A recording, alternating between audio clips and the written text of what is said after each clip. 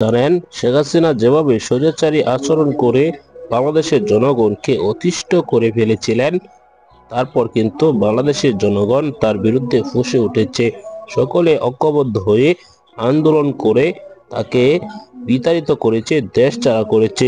তিনি দেশ ছেড়ে পালিয়ে যেতে বাধ্য হয়েছেন। শেখ হাসিনা বারবার বলে আসছে তাকে পরিকল্পিতভাবে হত্যা করার প্ল্যান করেছিলেন, এমনকি তিনি বেঁচে গিয়েছেন, তাকে মেরে ফেলতো। তিনি যে স্বৈরাচারী করেছেন সেটি কিছুতেই স্বীকার করছেন না। তিনি আবার হুঙ্কার দিচ্ছেন যে বাংলাদেশে এসে ডক্টর মোহাম্মদ ইউনূস সহ যারা সমন্বয়ক আছেন তাদের বিচার করবে। এবার এই বিষয়টি তদন্ত করেছে জাতিসংঘ দেখেছে যে তিনি যেভাবে গণহত্যা করেছেন, স্বৈরাচারী যেভাবে আচরণ করেছেন, তার বিচার হওয়া জরুরি। সেজন্যই ভারতে চাপ দিচ্ছে তাকে যেন বাংলাদেশে ফেরত দেওয়া হয়, বাংলাদেশে নিয়ে তাকে যেন বিচারের মুখোমুখি করা হয়। আর রাজনীতি করতেও পারবে না শেখ হাসিনা। দর্শক, এসব বিষয় নিয়ে আপনার কি মতামত জানাবেন। আসসালামু আলাইকুম।